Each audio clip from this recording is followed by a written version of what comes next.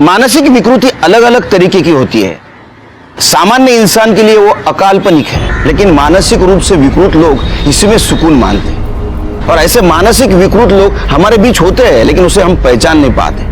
नमस्कार, मैं senior inspector Sunil Kelkar आप सबका स्वागत करता हूं क्राइम पेट्रोल दस्तक के इस भाग में। मेरी पोस्टिंग जब मुंबई के मालाड पुलिस स्टेशन में थी, उस वक्त मेरे पास एक केस आया था। वो बहुत चौंका देने वाला था और सामान्य इंसान उसके बारे में सोच भी नहीं सकता।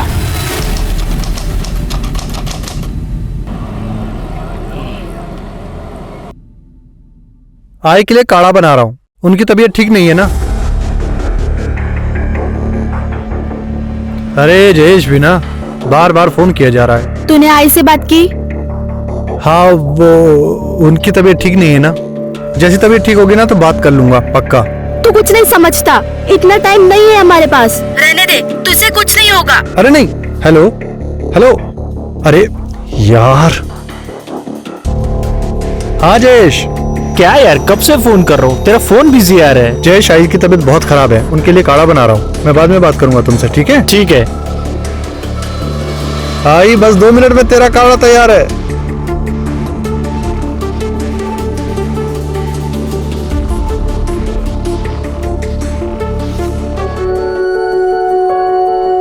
दीदी देखो, मेरी हाइट इतनी बढ़ गई। ऐसे बार बार नापने से तुम्हारी लंबाई बढ़ नहीं जाएगी।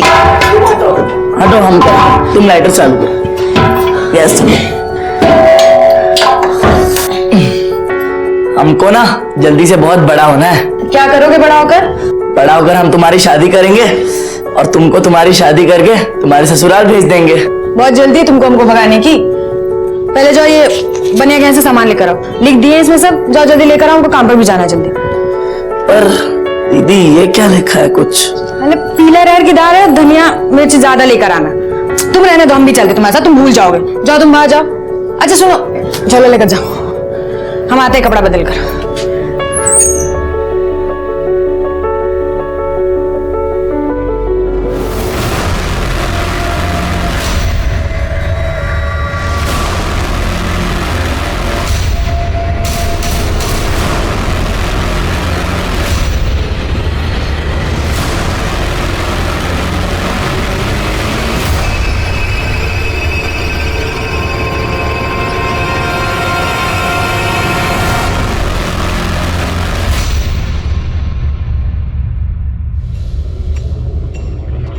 झाड़ू मार के अंदर आ जल्दी।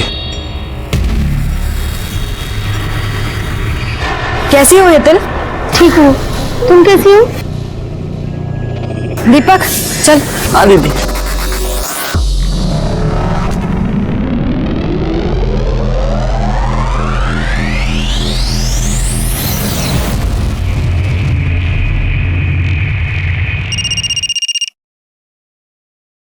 हाँ बोल। हाँ साहब, आज रात 11 बजे मालाड बैक रोड पे असलम का काम होगा। Very good.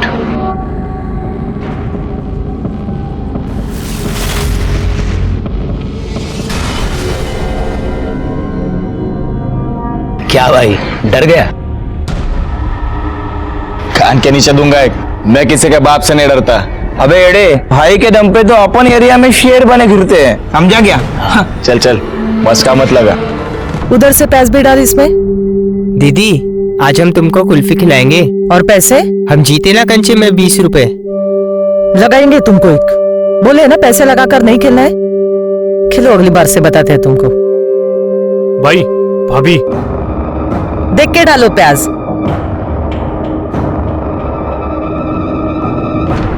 भाई ये साली तुमको ना बोली ना? अबे छोड़। आप रुको भाई, मैं आता हूँ। अरे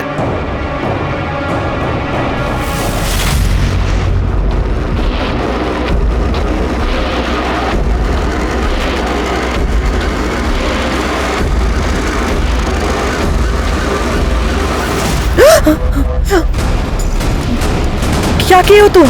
क्यों? जवानी संभल नहीं रही है तुझ पे?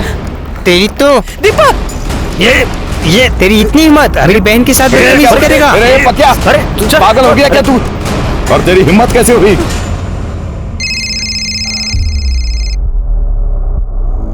हेलो प्रभात, तुझे मना किया ना, बार बार ऐसे फोन मत किया कर। मैं तुमसे बात करने के लिए फोन नहीं कर रही हूँ, तुम आई को फोन दो।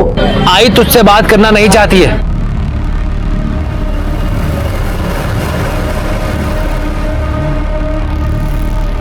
अरे डरता हूँ तुझसे। मेरे पे हाथ उठाएगा तू? मेरे पे हाथ उठाएगा? मेरे को मारेगा तू? मेरे को मारेगा? बच्चे को क्यों मार रहे हो? बीच में नहीं आने का, समझा? चल। और तू साले निकल इधर से, बस मेरे सामने नहीं आने का, मैं तो गाड़ दूंगा। ए ले जा इसको, चल।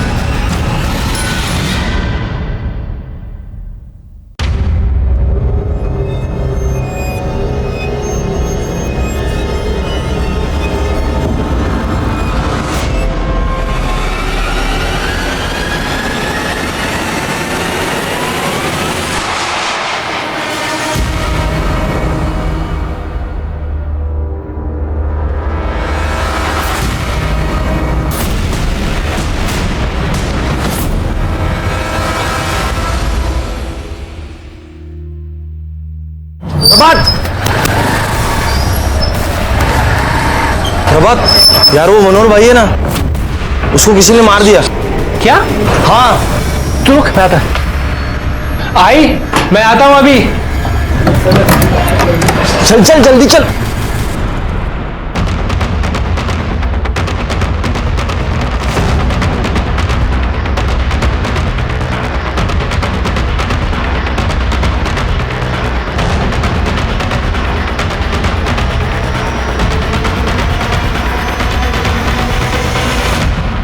आइए सर। सर मनोहर की बॉडी है। कौन मनोहर? सर हमारा खबरी था, कल रात असलम की ड्रग पकड़ी गई, उसी की खबर दी थी इसने। तो क्या असलम ने? कह नहीं सकते सर, वैसे सर किसी को पता नहीं था ये हमारा खबरी है, इसके खुद के आदमियों को नहीं पता था। सिरके, इसके बदन पे जिस तरीके के वार दिख रहे हैं ना, लगता है ब्लेड जैसे धारदार हथियार से इसको मारा गया है, और ब्लड भी सूखा है। इसका मतलब खून रात में हुआ होगा। पैंट क्यों खुली है इसकी? सर हो सकता है कि भागने भागने में खुल गई हो। वैसे इसके पास ये चिट्ठी भी मिली है। आदमी को अपने कर्मों की सजा जरूर मिलती है। बॉडी को सबसे पहले किसने देखा? इस लड़की ने देखा था सर। सर वो मैं दूध लेने जा रही थी, तब मैंने देखा कि ये आदमी यहाँ पे। सिरके, जिस किसी ने इसको मारा है, लगता है बहुत नफरत करता था। असलम? कह नहीं सकते सर। या कोई ऐसा आदमी जिसका इसने बहुत बुरा किया था। आसपास पता करो, किसी के साथ इसकी मचमच हुई थी क्या? किसी को कुछ पता है इसके बारे में? साहब इसका तो रोज रोज का मचमच था, सही आदमी नहीं था साहब।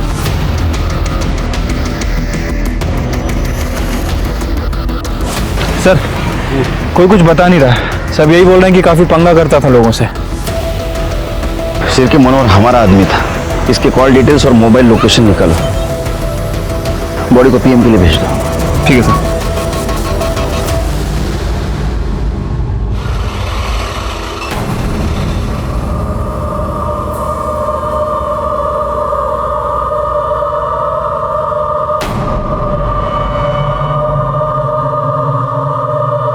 यहाँ क्या करी तू? चल चल।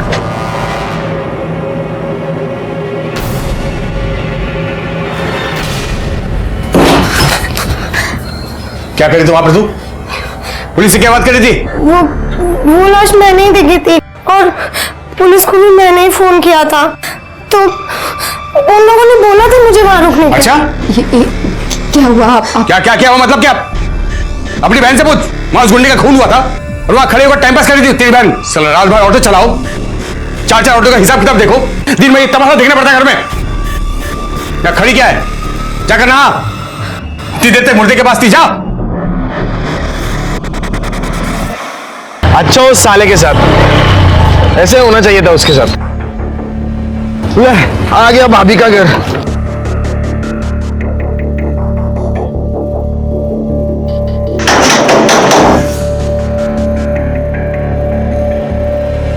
मयूरी कहाँ है? कब से फोन कर रहा हूँ, उसे उठा क्यों नहीं रही है? तुम्हें पता है ना ये गर्ल्स का पीजी है, यहाँ बॉयज का ना अलाउड नहीं है, फिर क्यों आए हो यहाँ?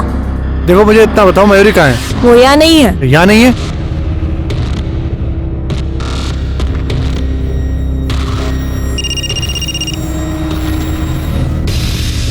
फोन की आवाज तो अंदर से आ रही है।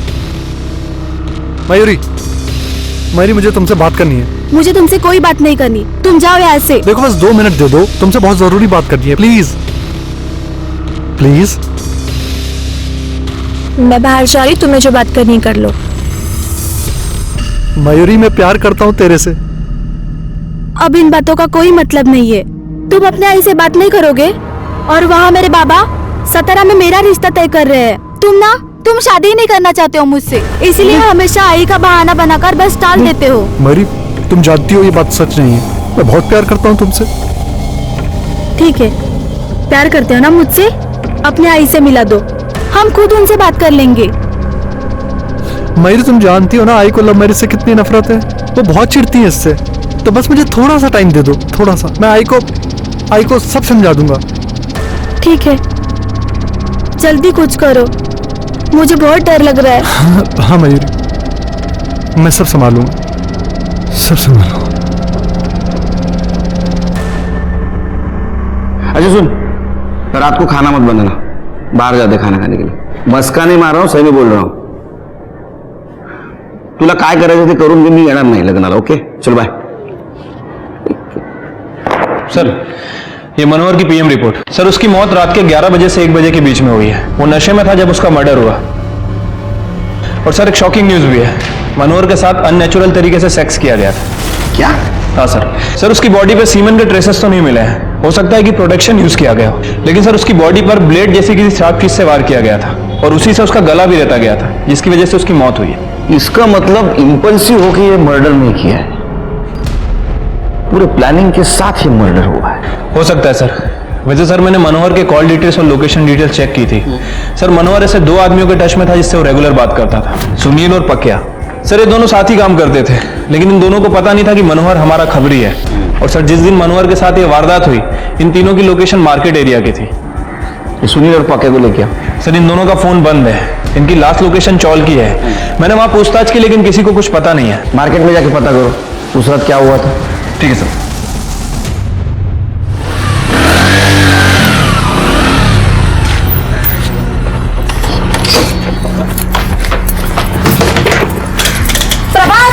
प्रभात दरवाजा खोलो। बोल दिया प्रभात, पहले पैसे दे। ताई तू क्या कर रही इधर? उतर नीचे। प्रभात मुझे आई से मिलना है। वो इसके साथ भागने से पहले सोचना चाहिए था। आई तेरी शक्ल भी देखना नहीं चाहती थी, तू निकल ऐसे। हाथ कैसे लगा तूने इसे? ये तेरी खुद की बीवी तो छोड़ के भाग गई, तुझे कुत्ते की तरह मेरी बहन के पीछे पड़ा हुआ था। भगाई लिया ना मेरी बहन को। तुम इससे बात करो, पति है ये मेरे। अरे मुझे तो बात ही नहीं करनी तुमसे, निकलो ऐसे। भाई क्या कर रहा है यार? मिलने देने उसे आई से। मेरी आई से कोई नहीं मिलेगा, कोई भी नहीं। निकलो ऐसे, निकलो ऐसे, चलो। आई से मिलेंगे।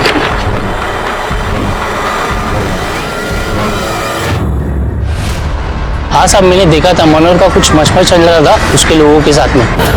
साले उसके बारे में कुछ नहीं बोलने का, निकल।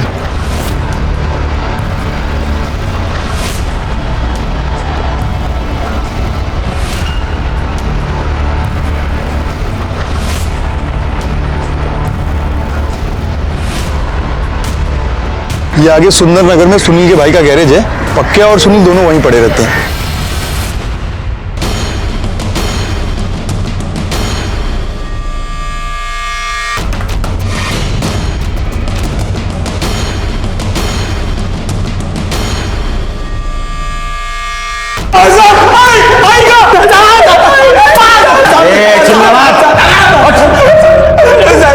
तुमको क्या लगा मनोहर को मार के बच जाओगे? साहेब हमने मनोहर भाई को नहीं मारा साहब, खरं सांगतो साहेब, आम्ही का मारू मनोहर भाईला? ये पकिया के साथ उसका पंगा हुआ था ना? वो सुबह कुछ पंगा हो गया था तो भाई मुझसे नाराज हो रहे थे। मैं गया था मनाने उन्हें। भाई जो हुआ सब खत्म करो ना। पक्या तू जानता है मैं गौरी को कितना पसंद करता हूँ। आज तूने उसकी कुर्ती फाड़ के सही नहीं किया। भाई मैं तेरे को कब से सॉरी सॉरी सॉरी बोलने लाया और तू है कि 2 टके की लड़की के पीछे मुझसे नाराज हो रहा है। साले उसके बारे में कुछ नहीं बोलने का, निकल मेरे सामने से, निकल जाएगा नहीं। अरे भाई बोतल नहीं, ए पक्या पक्या तू जा, मैं पियो तुम, मैं पियो। साहब हमने तो बस मजाक मस्ती किया था, हमें क्या पता भड़क जाएगा। हाँ साहब, बाद में हमने उनसे मना भी लिया था। हाँ, और उसके बाद हम अपने अपने घर चले गए, और बाद में पता नहीं किसने उनको। गौरी का क्या चक्कर? साहब वो भाई की आइटम थी। वो पसंद करते थे भाई उसे। लड़की का वो एक दिन भाई को मना कर दिया उसने, तो मैं उस दिन सुबह मेरी बहन की बदतमीजी करेगा क्या? अरे ठंडी हो गया क्या तू? और तेरी हिम्मत कैसे हुई? भाई मैं वो आपके लिए। तुझको क्या लगता है, मुझे नहीं पता क्या कि तू मेरी बहन के पीछे कुत्ते की तरह जीव लटका फिरता है? औकात में। क्यों डरता होगा तुझसे? अरे डरता हो तुझसे? साहब खरंच भाई उनको लाइक करते थे। क्या ऐसा तो नहीं? मनोहर के साथ तेरा पंगा हुआ था इसलिए तूने उसको मार दिया? नहीं वो पेपर कटर लेके घूमता था ना? नहीं घूमता है ना तू? हाँ? पेपर कटर लेके घूमता है ना तू? मेरा ये, लेकिन सब मेरे बड़े भाई जैसे थे, वो मैं उनकी मारूंगा साहब। शेर के कल सुबह गौरी और दीपक को बुला सर, और मुझे इनकी दर्दनाक चीखें सुननी है। लो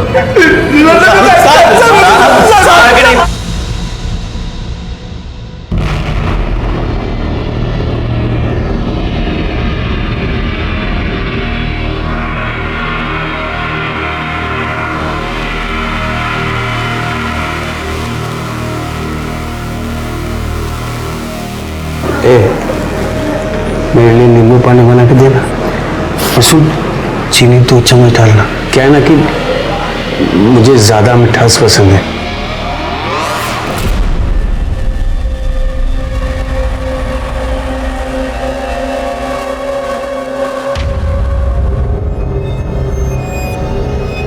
लो चाय पियो। 4 चम्मच शक्कर की चाय दिमाग की बत्ती जलाए। तुम्हारे माँ बाप का है? सर हमारा कोई नहीं है। बचपन में माँ गुजर गई थी और पापा के साथ 2 साल पहले बिहार से यहाँ आए हैं। दिमागी बुखार के कारण पापा का भी डेथ हो गया, तब से हम ही दोनों हैं। तो मनोहर के आदमियों ने तुम्हारे बहन के साथ पहले बदतमीजी की, बाद में तुम्हें मारा। गुस्सा तो बहुत आया होगा ना? गुस्सा तो आएगा ना सर, वो हमारे पीछे पड़ गया था। छोड़ो हमारा रास्ता। अरे हम प्यार करते हैं तुझसे। हम तुम्हारे जैसे गुड्डे के साथ कोई रिश्ता नहीं रखना चाहते। अरे तो शादी कर लो ना हमसे, सारे टेढ़े काम छोड़कर एकदम सीधे बन जाएंगे। छोड़ो। कहते हैं ना अच्छे वाले पति। हमें वो बिल्कुल पसंद नहीं था, तो ऊपर से वो घटिया हरकत करने लगा। तो मनोहर के आदमियों ने तुम्हारा कुर्ता ब्लेड से काटा, इसलिए तुम्हारे भाई ने उसका गला ब्लेड से काटा। नहीं सर, हमने कुछ नहीं किया। हमारे भाई ने कुछ नहीं किया है सर, हम सही कह रहे हैं, इसने कुछ भी नहीं किया। जाओ, शहर छोड़ के नहीं जाने का। आपने इन्हें जाने क्यों दिया सर? शिरके मनोहर के साथ पहले रेप किया गया, बाद में उसकी हत्या होगी। इस लड़के को देख के ये नहीं लगता कि ये ऐसा करेगा। फिर भी नजर रखो इन पे। असलम का क्या हुआ? सर खबरियों को काम पे लगा दिया, जल्दी पता चल जाएगा।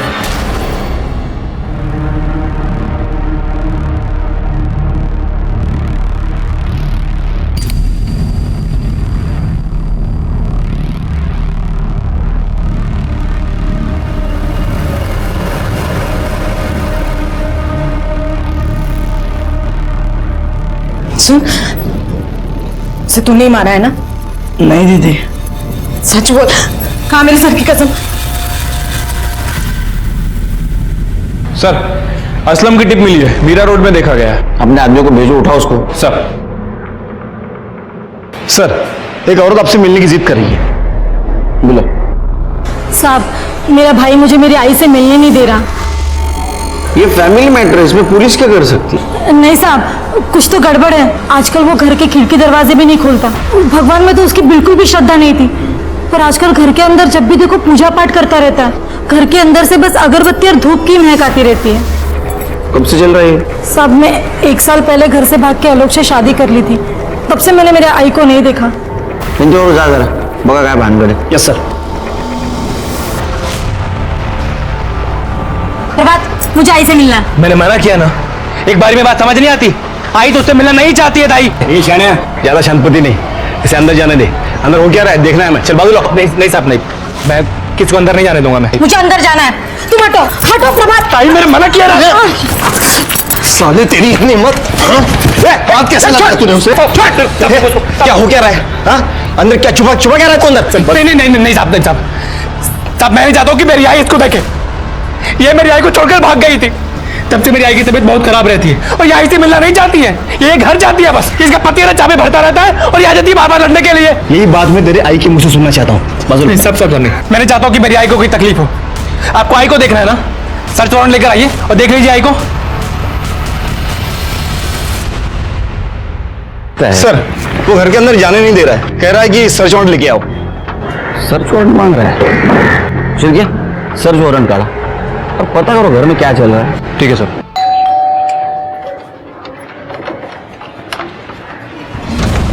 सर्च वारंट चाहिए था ना तुझे, ये ले। नहीं साहब, मैं आपको अंदर नहीं आने दूंगा। अब अगर अंदर आने से रोका ना, तुझे अंदर डाल दूंगा मैं। चला साहब। अरे हाँ साहब, कदम ऊपर देखो। सर, बहुत धुआं है इधर। बहुत पूजा पाठ कर रहा है क्या आजकल?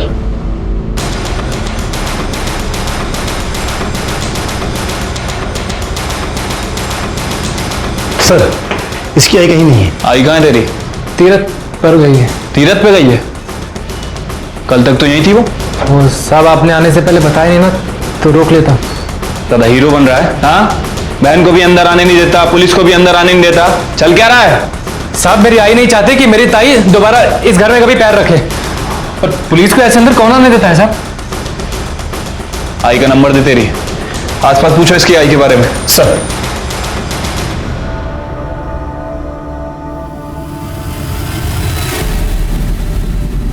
उसकी आई से बहुत दिनों से मिली तो नहीं हूँ, लेकिन उनका बेटा आता है कभी चाय पत्ती लेने तो कभी चीनी लेने। जब से उनकी बेटी भाग गई है ना, तब से उनकी तबीयत ही ठीक नहीं रहती है, इसलिए वो घर से बाहर नहीं निकलती। सर, प्रभात के घर में तो कुछ मिला नहीं है, और प्रभात का कहना है कि उसकी माँ तीरथ गई है। उसकी माँ के नंबर पर मैंने ट्राई किया, लेकिन उसका फोन बंद आ रहा है। एक काम करो, उसके आई के नंबर से उन्हें ट्रेस करने की कोशिश करो। ठीक है सर। हाँ बोल, पक्की खबर है? कहाँ जा रही है तू? हाँ, उस दिन तो बड़े मजे से देख ली थी। उस दिन तो मैं गलती से। गलती थी कुछ नहीं, देख चल अब यही खड़े रहे और देख। बस कीजिए, ये कैसी बातें कर रही, अब शर्म आनी चाहिए। चुप कर, एक शब्द भी बोला ना तो मैं सबको बता दूंगा कि तेरी बहन कितनी कैरेक्टरलेस लड़की है। अपनी बहन और जीजाजी को साथ में सोते हुए देखती है, यही चाहती है तू? नहीं ना?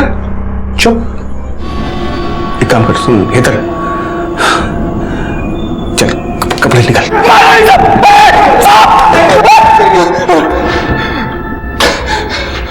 तेरा ड्रग वाला जहर तू स्कूल के बच्चों के रोगों में भरता है ना? मनोहर को भी तूने ही मारा है ना? मनोहर को मैं क्यों मारूंगा साहब? क्योंकि तेरे को पता चल गया था तेरी ड्रग वाली टिप उसने हमें दी है, इसलिए तूने उसको मारा। नहीं साहब, अभी तक मुझे पता नहीं था, लेकिन अभी आपने मुझे बताया कि उसने मेरी टिप दी है, तो अल्लाह कसम अगर आज वो जिंदा होता ना तो मैं उसे मार देता। चिरके, इसको तब तक मारो जब तक ये सच न बोले। नहीं साहब, नहीं साहब, नहीं साहब। मनोहर हमारा आदमी था और उसका बहुत भयानक तरीके से खून किया गया था और बहुत विकृत तरीके से उसके ऊपर बलात्कार किया गया था, लेकिन इस केस में हमें लीड नहीं मिल रही थी। मनोहर को क्यों मारा था? वो हमारा आदमी था इसलिए या कोई और वजह थी?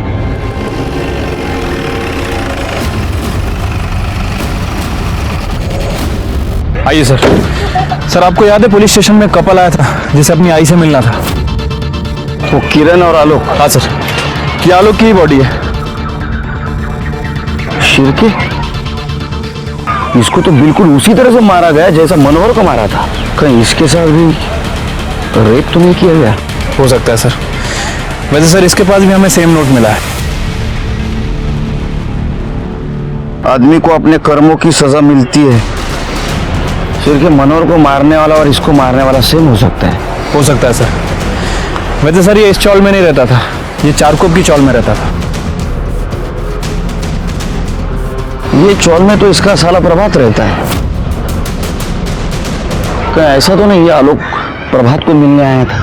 एक काम करो शिरके, यहाँ सीसीटीवी है क्या देखो, रहेगा तो उसका फुटेज निकलवाओ, इसके कॉल डिटेल्स और मोबाइल लोकेशन भी निकलवाओ। देखो ये दोनों मर्डर में कुछ सेम कड़ी तो नहीं। और एक काम करो, ये नोट और पहले वाली नोट, दोनों नोट न्यूज़पेपर के वर्ड्स को काट के बनाए गए हैं। इसको अपने एक्सपर्ट के पास भेजो और देखो ये कौन सा न्यूज़पेपर है, और इसके वाइफ को मॉर्ग में बुला। ठीक है सर।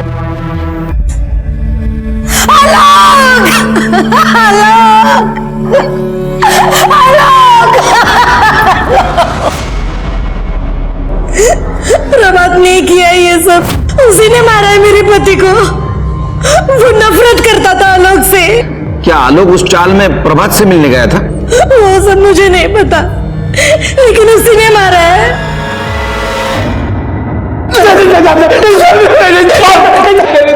ए, चुप।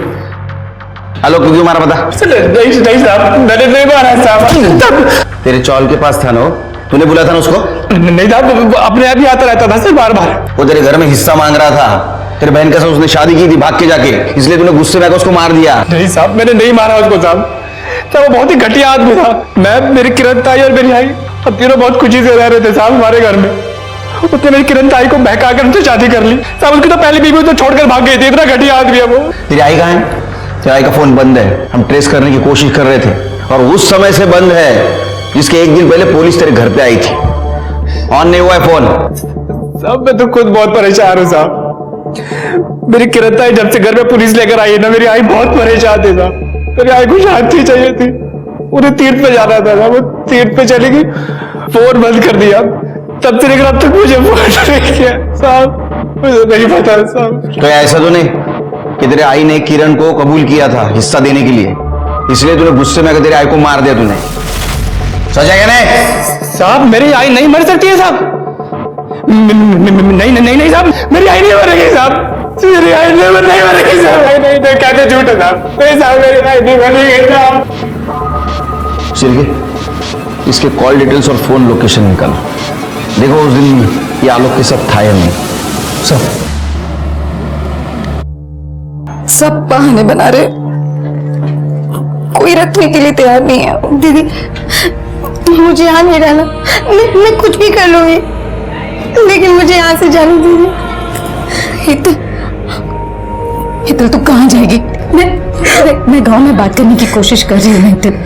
कुछ ना कुछ कहीं ना कहीं कोई ना कोई जुगाड़ हो जाएगा हितल।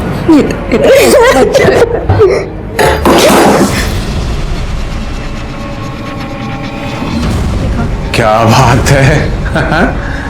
दोनों बहनों को बड़ा प्यार आ रहा है एक दूसरे पर।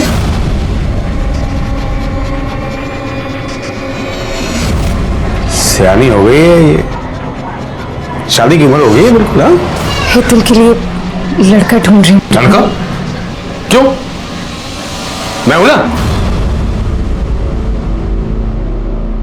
मैं शादी करूंगा इससे, और दोनों बहनों को साथ में रखूंगा, मजा आएगा।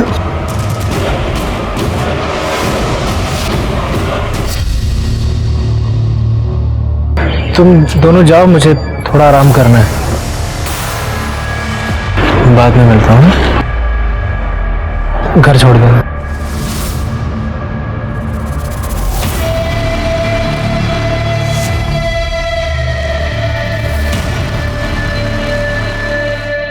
सर, आलोक की पीएम रिपोर्ट आ गई है।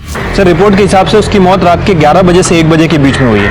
बॉडी पे बहुत सारे स्लिट के निशान हैं। उसका गला भी रेता गया सर, और सर आलोक के साथ भी रेप किया गया था। ये काम किसी सीरियल किलर का लगता है शिरके। आसपास के पुलिस स्टेशन में पता करो, वहां ऐसा कुछ हुआ है क्या? ठीक है सर। सीसीटीवी फुटेज मिला? नहीं सर, उस एरिया में कोई सीसीटीवी कैमरा नहीं है। मैंने प्रभात के कॉल रिकॉर्ड भी चेक किए। प्रभात के फोन से ना तो आलोक को फोन किया गया था और ना ही आलोक के फोन से प्रभात को। प्रभात के फोन की लोकेशन भी उसके घर की ही थी। फिर भी मुझे प्रभात पर ही शक है। मुझे वो जरा अजीब किस्म का इंसान लगता है, और उसके पास मोटिव भी है उसके जीजा को मारने का। लेकिन सर, प्रभात मनोहर को क्यों मारेगा? पता नहीं शिरके, लेकिन मुझे ऐसा लगता है कि हमारे नजरों से कुछ छूट रहा है।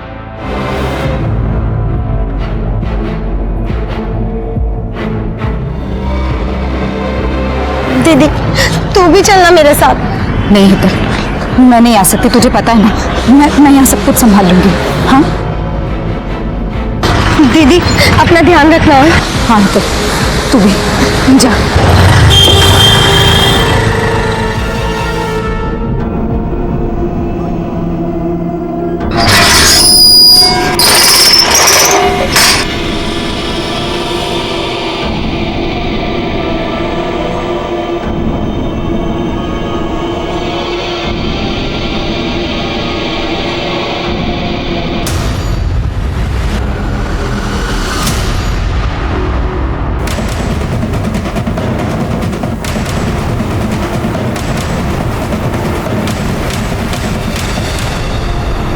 आदमी को अपने कर्म की सजा जरूर मिलती है। शिरके, ये खून भी उसी ने किया।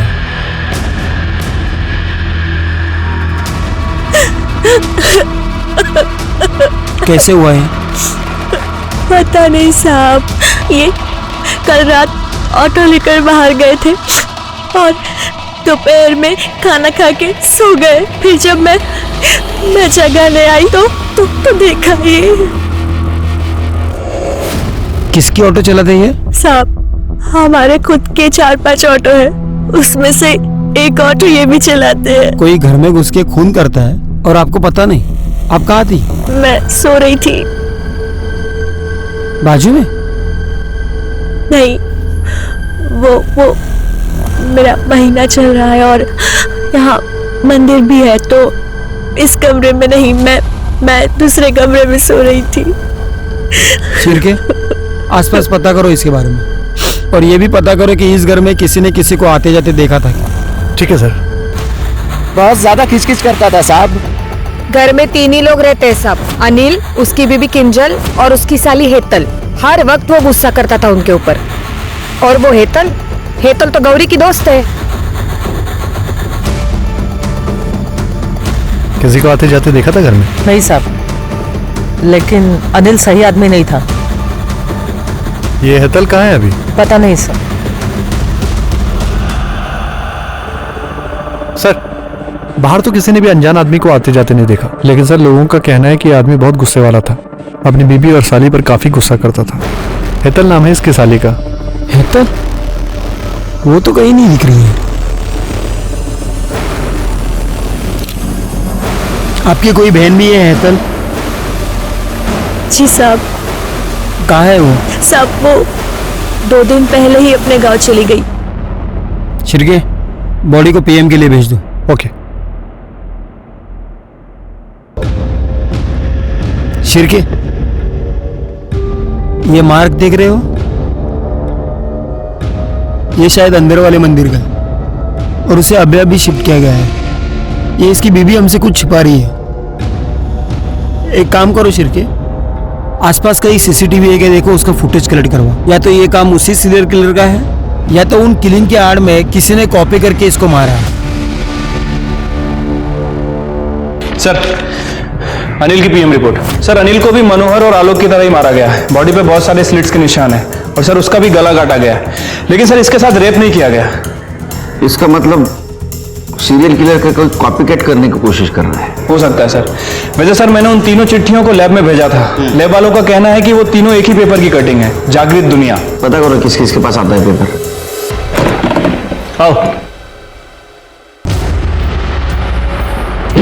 सर, आपने इन दोनों पर नजर रखने को कहा था। ये दोनों तो भाग रहे थे। सर, हम भाग नहीं रहे थे, हम सिर्फ अपने गांव जा रहे थे। अब हम यहाँ नहीं रहना है। सच सच बताओ, मनोहर के खून के साथ तुम्हारा कुछ कनेक्शन है? सर, हमको कुछ नहीं पता। उस दिन जब हमारा झगड़ा मनोहर से हुआ तो क्या हो रहा है? कुर्ती फाड़ दी।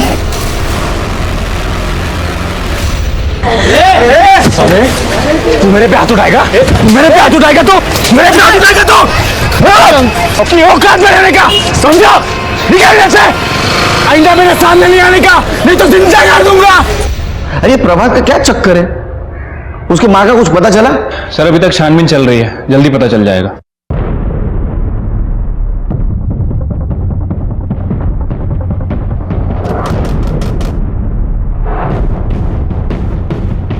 क्या हो सब?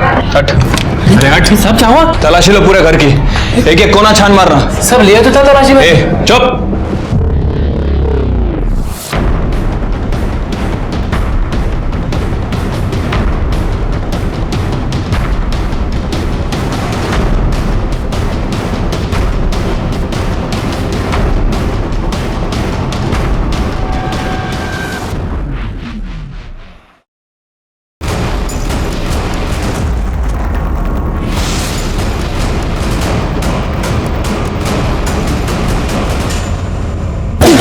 सब बता क्यों मारा अपनी माँ को?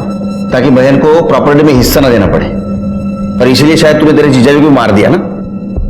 आई शपथ साहब, मैंने किसी को नहीं मारा है साहब, मैंने किसी को नहीं मारा है साहब। आई चाय देना एक कप। किरण ताई के जाने के बाद आई की तबीयत बहुत खराब रहने लगी थी साहब। आई को दिल का दौरा पड़ा साहब। नौटंकी मत कर, नौटंकी मत कर। अगर तेरे आई को दिल का दौरा पड़ता तो पूरे चौल को इकट्ठा कर लेता। तूने उसको मारा इसलिए किसी को बताया नहीं? नहीं साहब, नहीं नहीं नहीं, मैं अगर किसी को बताता ना तो वो लोग मुझे मेरी आई से दूर कर देते। मैं अपनी आई को बहुत प्यार करता हूँ साहब, इसलिए मैंने आई का सर अपने पास रख लिया और आई का बाकी शरीर ना चाली के पीछे दफना दिया साहब। अब मेरे को मेरी आई चाहिए साहब, मेरे को मेरी आई दे दो साहब, मेरी आई मेरे को दे दो साहब, साहब साहब मेरी आई साहब। हमें पूरा यकीन था कि ये काम प्रभात का ही है, क्योंकि जो इंसान अपने मरे हुए माँ का कटा हुआ सर घर में रख सकता है वो किसी को भी मार सकता है। लेकिन प्रभात कुछ बोलने के लिए तैयार नहीं था। लेकिन हमें यकीन था कि प्रभात की माँ मनोहर और आलोक, इसको प्रभात ने ही मारा है। लेकिन अनिल को किसने मारा? उसी सीरियल किलर ने, या मारा किसी और ने? तरीका था सीरियल किलर जैसा, ताकि उस सीरियल किलर पे शक जाए। सब मेरी बात तो सुनो साहब, मेरा दोस्त बहुत अच्छा है साहब, वो किसी को नहीं मार सकता साहब। चुप, पुलिस के डंडे खाएगा ना सब सच बताएगा। सब सुनिए तो मेरी बात। चल निकल, बोला तेरे को, निकाल।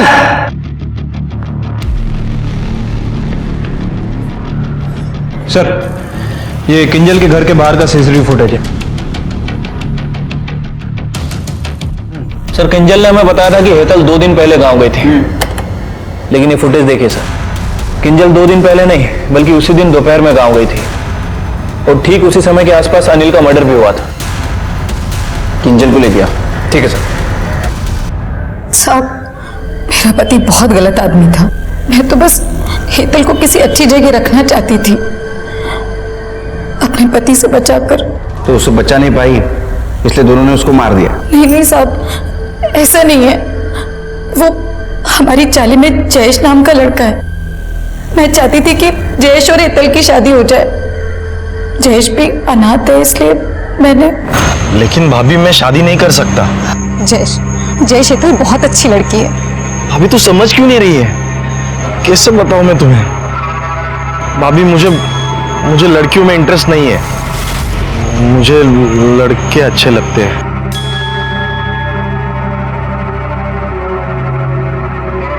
जयेश, तू फिर भी हेतल से शादी करके उसे अपने पास रख लेना। अरे कम से कम तेरे घर का काम वाम करेगी जयेश। और उसने बोला कि वो मेरी मदद भी करेगा। और मैं हेतल को छोड़कर घर वापस आई और घर पर आकर देखा तो मेरा पति मर चुका था।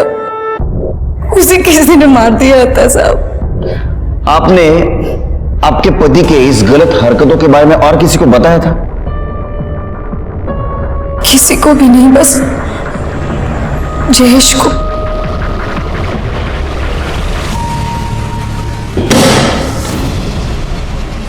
मैं वैसे भी खुद को पुलिस के हवाले करने वाला था। मैंने मनोहर, आलोक और किंजल के पति अनिल को मारा है। उन लोगों को जीने का कोई हक नहीं था। प्रभात मेरे भाई जैसा है, लेकिन उसकी माँ प्रभात की और मयूरी की शादी नहीं होने देना चाहती थी, इसलिए मैं उसको मिलने के लिए गया। अरे तू समझती क्यों नहीं? मुझे कुछ नहीं सुनना है। मैंने एक बार बोल दिया ना मतलब ना। तू मुझे बार बार मत समझाने को आना। लेकिन बात तो सुन मेरी, मैं क्या कह रहा हूँ सुन तो सही। मैं क्या कह रहा हूँ सुन तो सही। वो मुझसे बहुत प्यार करती थी। प्रभात तो मेरा भाई से भी बढ़कर है। अरे एक ही तो है वो जिसने इस अनाथ से इतना प्यार किया। इसीलिए उस मनोहर ने भरे बाजार में उस दीपक के चक्कर में प्रभात को मारा था, तो इसीलिए मैंने मनोहर को मार दिया। उसका जीजा ही सारे फसाद की जड़ था। मेरा भाई प्रभात बहुत रोया उसके वजह से, इसलिए मैंने उसे भी मार दिया। और किंजल ने मुझे उसके पति के बारे में सब बताया। मुझसे रहा नहीं गया साहब। ऐसे पापियों को जीने का कोई हक ही नहीं है। मार दिया मैंने उसको। तेरे किसने बोला रे इन सबको मारेगा तो महान कहलाएगा? हट्टा कहला। मनोहर, आलोक, अनिल और प्रभात की मां का खून जयेश ने किया। उसने कबूल किया, उसको सजा मिली। प्रभात की मां इतने दिनों से गायब थी, तो उसकी पूछताछ करने उसके घर कोई क्यों नहीं गया? हम एक समाज में रहते हैं, हम एक समाज का हिस्सा है, तो ऐसे में अड़ोस पड़ोसियों की जानकारी रखना बहुत जरूरी है। हो सकता है हमारे पड़ोसियों को हमारी मदद की जरूरत हो या हमें उनके मदद की जरूरत हो। देखते हैं हमारे आज के एपिसोड की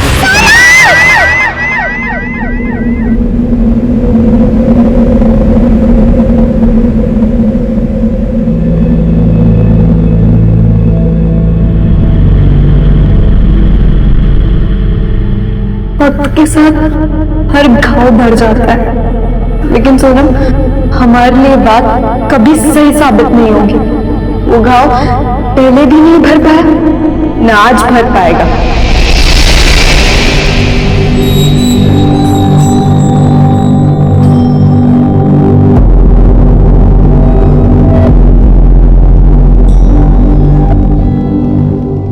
ए रुक, क्या हुआ? ऐसे अंदर आके बाहर क्यों जा रहा है?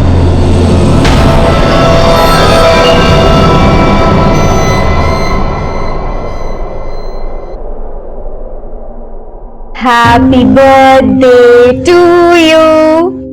Happy birthday dear Sonam. Happy birthday to you. देखा, मैंने तुम्हारा एक भी बर्थडे मिस नहीं किया।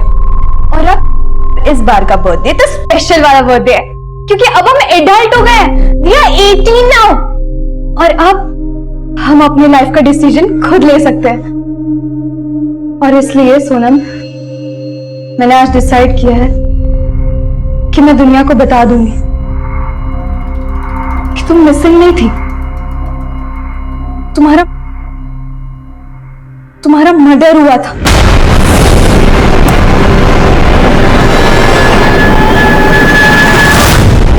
कौन है लड़की और किस सोनम की बात कर रही है जिसके मर्डर होने की बात बोल रही है? सर मैं ना तो इस लड़की को जानता हूँ ना ही किसी सोनम को। मुझे तो बस ये सीडी मिली थी इस लैपटॉप में जो कल ही सेकंड हैंड खरीदा था मैंने। कहाँ से खरीदा था? सर एक कबाड़ वाले से। एक्चुअली कल मैं इंद्रपुरम मार्केट में था और वहीं कबाड़ वाले के पास ये लैपटॉप देखा था मैंने। ये लीजिए सर, लैपटॉप का चार्जर नहीं था उसके पास, लेकिन कंडीशन देखकर ये लैपटॉप उस कबाड़ वाले से खरीद लिया मैंने। दरअसल मेरे पास घर में पुराने लैपटॉप का चार्जर पड़ा था जो इसमें लग गया सर। लैपटॉप बिल्कुल चालू कंडीशन में था, लेकिन उसकी सीडी ड्राइव में एक सीडी थी। सर जैसे ही सीडी प्ले की उसमें इस लड़की की फुटेज मिली। मुझे लगा कि आपको सब आके बता देना चाहिए। बिल्कुल सही किया तुमने। Confessions of murder. I know तुम मुझे ब्लेम करती हो कि मैंने अब तक ये सच छुपाए रखा, लेकिन तब ये बात किसी को बताना मेरे लिए बहुत मुश्किल था। मैं बहुत डरी हुई थी सोनम, लेकिन अब मैं तुम्हें इंसाफ दिलवाऊंगी।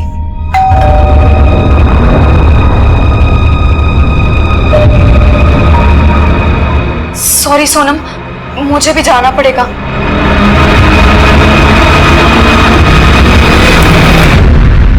तरुण प्लीज थोड़ी देर बाहर वेट करो। या श्योर सर। Thank you. क्या लगता है तुम लोगों को, इस रिकॉर्डिंग में कुछ सच्चाई है? सर ऐसे देखने से तो ये लड़की नॉर्मल लग रही है, लेकिन जिस तरह से इसने कैमरे के सामने आके अपने सामने एक लड़की को एज्यूम किया है वो मुझे नॉर्मल नहीं लग रहा है। अभिषेक सर क्या पता ये लड़की ऐसे कैमरे के सामने आके किसी ड्रामे वगैरह की रिहर्सल कर रही हो। अभिषेक अगर ये लड़की वाकई में कोई ड्रामा कर रही थी तो परफॉर्मेंस बहुत रियल थी सर।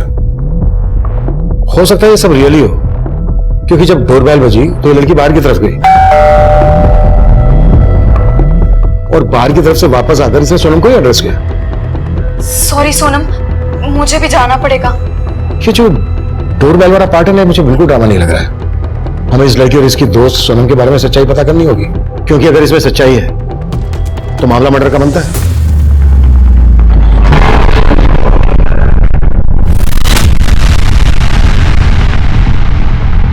नमस्कार, मैं senior inspector Abhimanyu Jindal, crime petrol Dastak में आप सभी का स्वागत करता हूं। आज जो केस मैं आप लोगों के सामने रखने जा रहा हूं, ये केस जब हमारे पास आया तब हमें इस बात का बिल्कुल भी अंदाजा नहीं था कि ये वाकई में कोई मर्डर केस है या फिर ये हमारा वक्त जाया करने वाला है। लेकिन हम हमारी जिम्मेदारी निभाना चाहते थे। हमारी सबसे बड़ी मुश्किल ये थी कि हमें उस लड़की के बारे में कुछ भी पता नहीं था जो सीडी की फुटेज में किसी सोनम नाम की लड़की के मर्डर होने का दावा कर रही थी, और वो किस सोनम की बात कर रही थी हम ये भी नहीं जानते थे। उस लैपटॉप का आईपी एड्रेस पता करने के बाद भी हमें कुछ हासिल नहीं हुआ और ना ही उस लैपटॉप पर कोई बारकोड था जिससे हम उस लैपटॉप के ओरिजिनल बायर तक पहुंच पाते। अब हमें एक लंबा रास्ता अपनाना था। एक तरफ हम के डेटाबेस से उन सभी सोनम का डेटा निकाल रहे थे जो अब तक गायब थी और दूसरी तरफ हम उस कबाड़ वाले की दुकान पर पहुंचे जहां से वो सेकंड हैंड लैपटॉप खरीदा गया था। सर यही वो दुकान है जहां से मैंने लैपटॉप खरीदा था। हाँ साहब, ये लैपटॉप मैंने इनको बेचा था, लेकिन बात क्या है साहब? ये लैपटॉप जो तुमने इनको बेचा, इस लैपटॉप में हमें ये सीडी मिली थी। किसकी है? सीडी? सीडी के बारे में तो कुछ नहीं जानता साहब, लेकिन ये लैपटॉप मैंने कबाड़ में खरीदा था। किससे खरीदा था? साहब मेरे आसपास के मोहल्ले में बहुत सारे कबाड़ वाले, वो घर घर जाके कबाड़ खरीदते और वही माल मुझे बेचते हैं। ऐसे कितने लोग हैं जो तुम्हें ये रद्दी कबाड़ का सामान बेचते हैं? यही कोई 10-12 से ज्यादा होंगे साहब। मैं उन लोग से बात करके आपको बताता हूँ कि ये लैपटॉप मेरे पास कौन लेके आया और कहाँ से लेके आया। इस लैपटॉप में हमें सीडी मिली। हो सकता है इस लैपटॉप के साथ किसी ने सीडी भी बेची हो सकता है साहब। ऐसी पुरानी सीडीज में मैं खरीदता हूँ साहब, और ऐसी बहुत सारी सीडीज मेरे पास कबाड़ में भी है, चाहे तो आपको दिखा देता हूँ।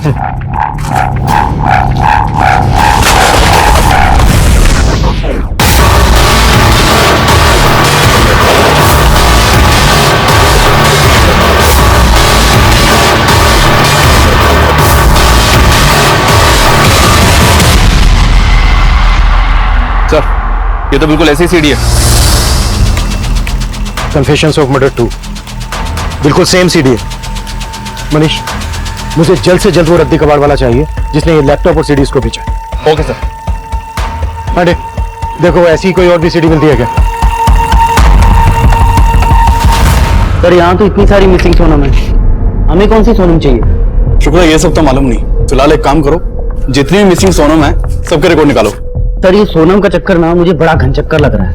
आपको याद है जब नोटबंदी हुई थी तब भी एक सोनम ऐसी फेमस हुई थी, वो सोनम जो बेवफा थी, जिसका नाम सबकी जुबान पे था, लेकिन वो कौन है किसी को मालूम ही नहीं था। सर कहिए वही सोनम तो नहीं? शुक्ला। Sorry sir.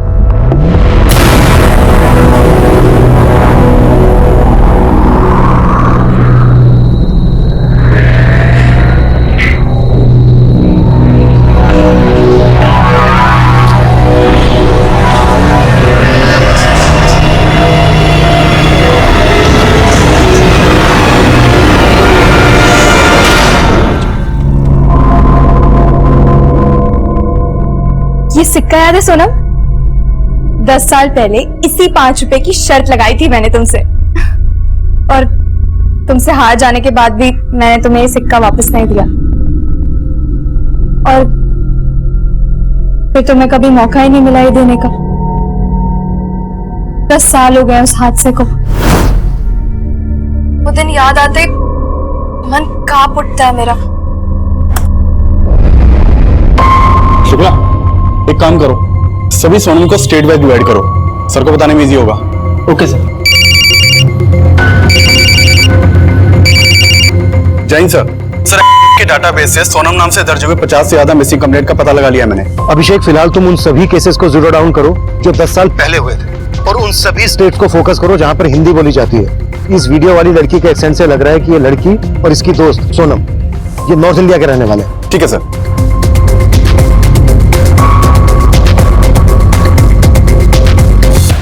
मैं अभी तक नहीं उभर पाई उस हादसे से, पर जब तुम थी वो भी क्या दिन थे।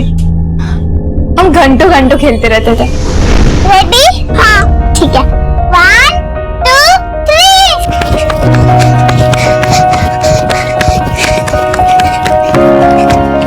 ये मैं जीत गई ये। यार सोनम तो हमेशा मुझसे जीत जाती है, तुझे तो हार नहीं था, तू मुझसे कभी नहीं जीत सकती। अच्छा मेरे 5 रुपए निकाल। मेरे पास सिर्फ यही 5 रुपए है। ऐसा करती हूँ मैं तुझे कल दे देती हूँ। अच्छा ठीक है, चल अब चल। और मैं हमेशा तुम्हें टालती रहती थी।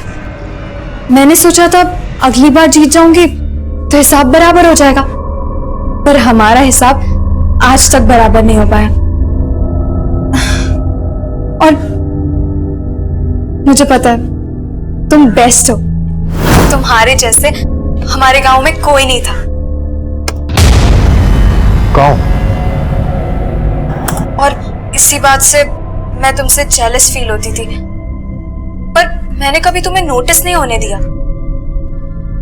लेकिन अब तुम्हें खोने के बाद मुझे अपने आप पे बहुत गुस्सा आता है। मैं अपने आप को कोसती थी।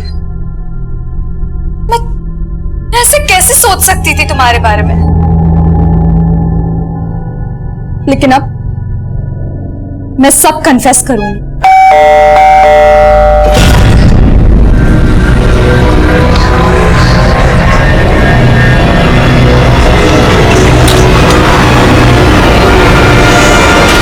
अरे दीदी, आप फिल्म बना रहे हो मेरा? अरे नहीं नहीं, तुम आओ ना अंदर, मुझे ना चाय बना के दे दो।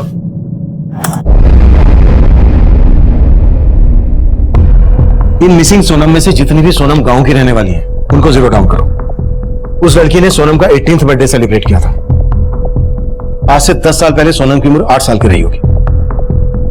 8 साल की सोनम गांव के रहने वाली है। मैं चेक करता हूं सर। मनीष सर, उस लड़की ने अपनी पहली सीडी में बोला है कि सोनम का मर्डर हुआ था, और दूसरी सीडी में जो उसने बोला है वो बात हमें सोचने पर मजबूर करती है। कब? मैं तुमसे जेलस फील होती थी, पर मैंने कभी तुम्हें नोटिस नहीं होने दिया। लेकिन अब मैं सब कन्फेस करूंगी। सीडी पर लिखा है कन्फेशन ऑफ मर्डर, और यहां पर यह लड़की खुद कन्फेस करने की बात कर रही है। मतलब सर, आप कहना चाहते हैं कहीं इसी लड़की ने सोनम को? यस। इस वीडियो में इस लड़की की उम्र 17-18 साल से ज्यादा की नहीं लग रही है। मतलब जब सोनम मिसिंग हुई तो ये लड़की लगभग 7-8 साल की रही है। लेकिन सोचने वाली बात यह है कि इस उम्र में हमें इस लड़की को अच्छे से समझना होगा। मनीष, वो दूसरे कबाड़ी वाले का पता चला जिसने वो लैपटॉप उस कबाड़ी की दुकान पर बेचा था? जी हाँ सर, उसका पता चल गया। शामू से लेकर आ रहे हैं। गुड, आते ही मेरे पास भेजो सर।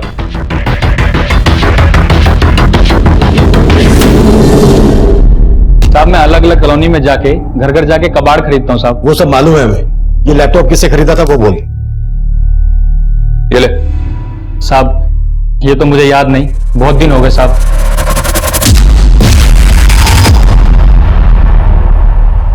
इस लड़की से खरीदा था? साहब उसका चेहरा तो याद नहीं, लेकिन हाँ साहब, अब ये लैपटॉप मुझे किसी औरत ने ही बेचा था साहब। हाँ रखो, इधर रखो। कबाड़ है। हाँ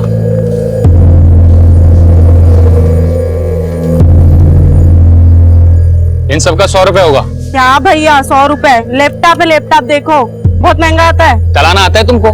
नहीं, लेकिन महंगा आता है। अरे ये वैसे ही भंगार में ही जाएगा, 200 रुपए से ज्यादा नहीं। बताओ बेचना है? ठीक है।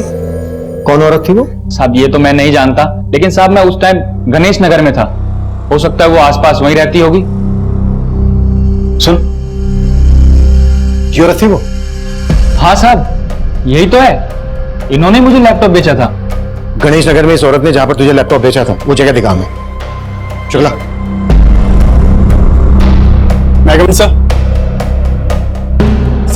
की डाटाबेस से एक 8 साल की सोनम त्रिपाठी की मिसिंग रिपोर्ट मिली है, जो गोमती नगर के बुधवा गांव के रहने वाली है, और ये 10 साल पहले से मिसिंग है। सर ये केस अभी तक बैकलॉग में है। बुधवा गांव, गोमती नगर। इस कबाड़ वाले ने गणेश नगर में जहां से लैपटॉप खरीदा था वहां से गोमती नगर लगभग 65-70 किलोमीटर दूर होगा। हाँ सर, इसीलिए लग रहा है कि हमें जो सोनम चाहिए वो यही सोनम त्रिपाठी हो सकती है। मनीष, गोमती नगर थाने से इस सोनम त्रिपाठी की डिटेल्स निकालो। सर।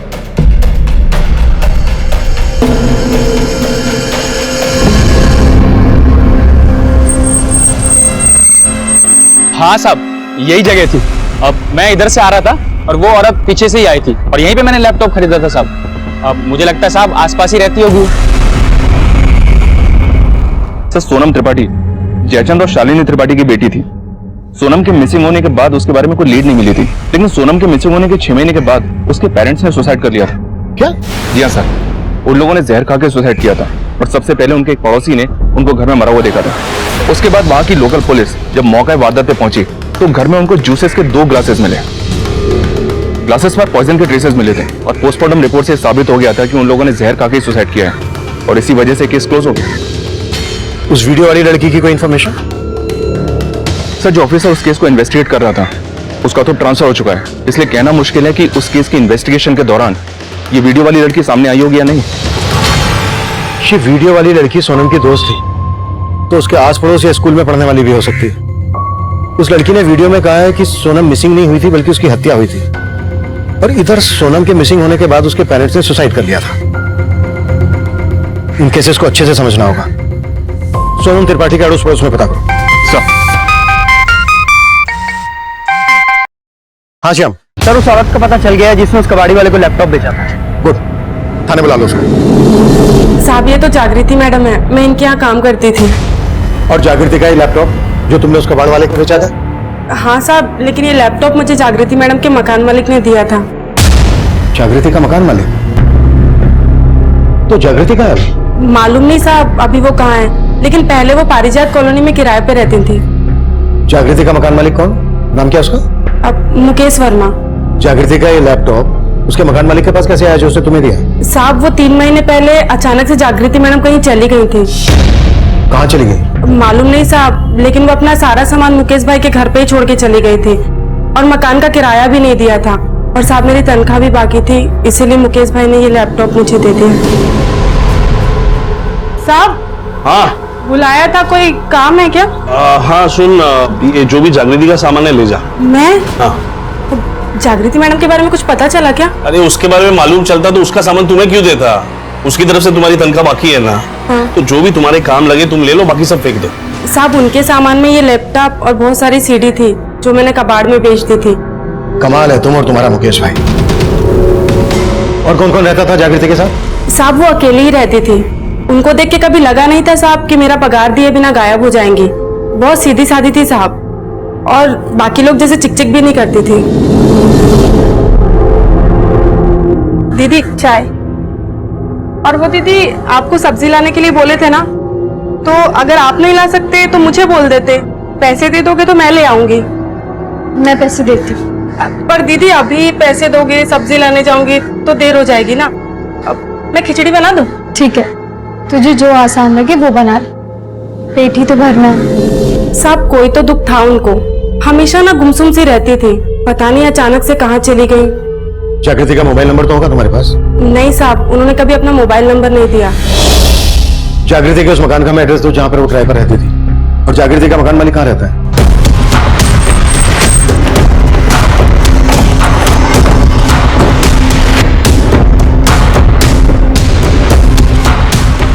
नमस्ते साहब। यहाँ सोनम रहती थी, उसके बारे में क्या जानते हो तुम?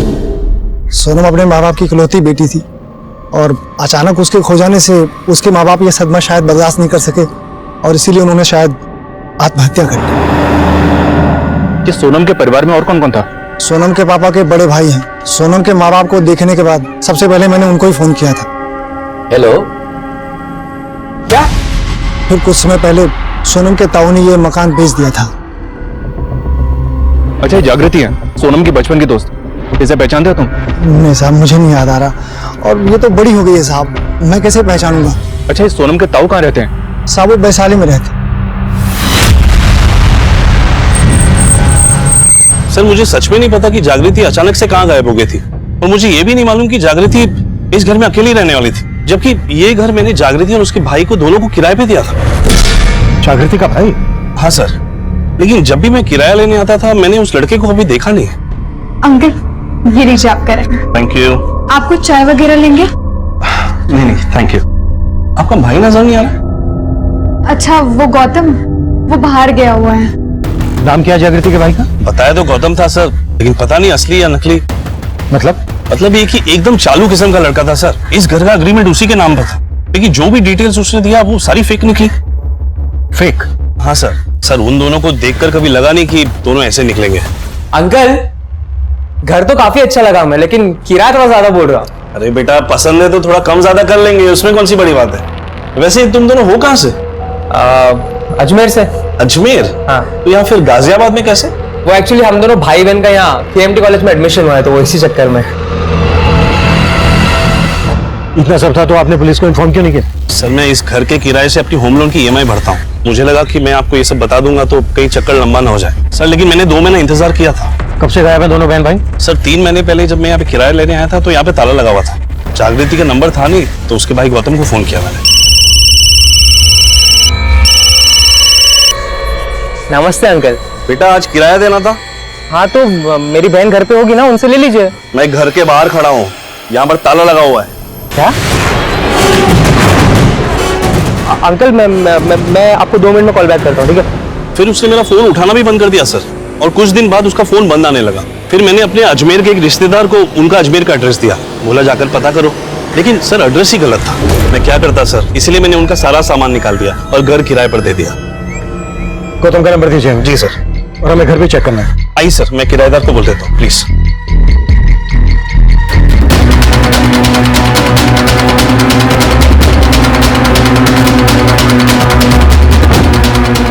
अभिषेक,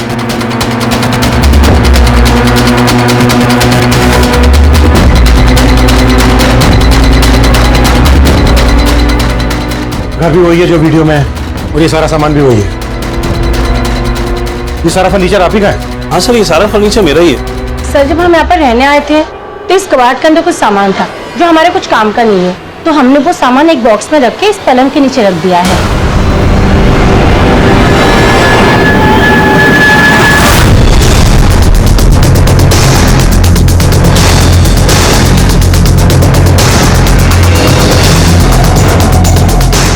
सर ये देखिए, कन्फेशन ऑफ मर्डर। सर ये देखिए, और भी है। Confession of murder 3, 4, 5, 6 4 CD. एक सीडी मिली लैपटॉप में, दूसरी सीडी मिली कबाड़ी के पास, और वैसी ही 4 सीडी है। लेकिन सर, जागृति और उसके भाई का फेक एड्रेस देके यहाँ रहने का मामला कोई समझ नहीं आ रहा है। मकान मालिक मुकेश और मेड सविता के बारे में सब कुछ पता करो। हो सकता है ये लोग बहुत कुछ जानते हो, लेकिन ये लोग बता नहीं रहे हो। मुकेश ने बताया था कि जागृति और गौतम ने केएमटी कॉलेज में एडमिशन लिया था। केएमटी कॉलेज से भी इनके बारे में पता करो। सर,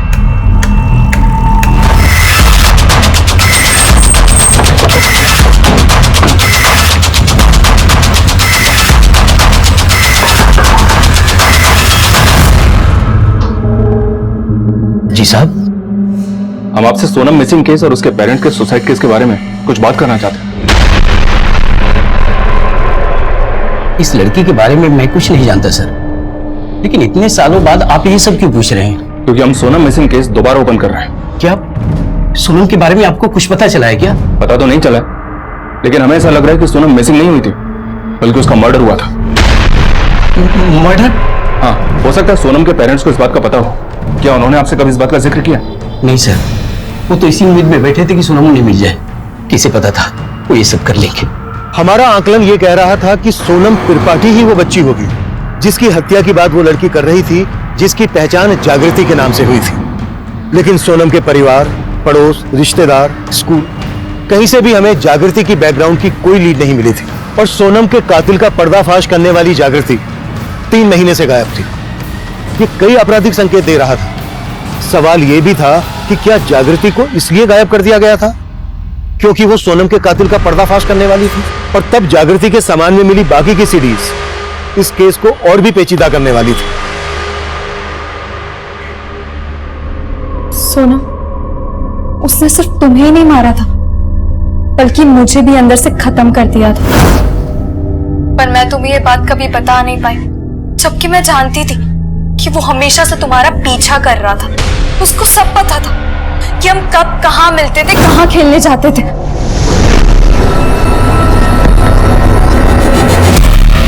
लेकिन उस दिन मैंने तुम्हें वहां अकेला छोड़ दिया। काश मैं तुम्हारे साथ कुछ देर और रुकती। जैसे ही मैं गई थी वो आ गया था और तुम्हें मैंने तुम्हारी चीख सुनी थी, मैं तुम्हारी तरफ भागी थी, लेकिन पता नहीं वो तुम्हें कहाँ ले गया।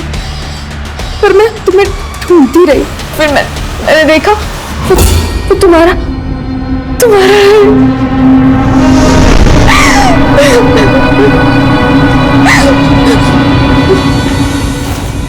और फिर उसके बाद वो मुझे भी मारना चाहता था, लेकिन मैं भागती रही। मैं तुम्हारे लिए कुछ नहीं कर पाई, लेकिन मैं क्या कर सकती थी तब? मैं सहम गई थी।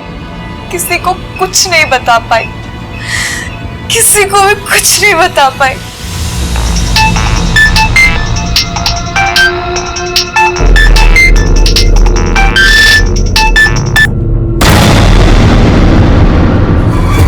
मिट सविता और मकान मालिक मुकेश ने कहा था कि जागृति के पास कोई मोबाइल फोन नहीं था, लेकिन इस वीडियो में तो इसके पास मोबाइल फोन दिख रहा है।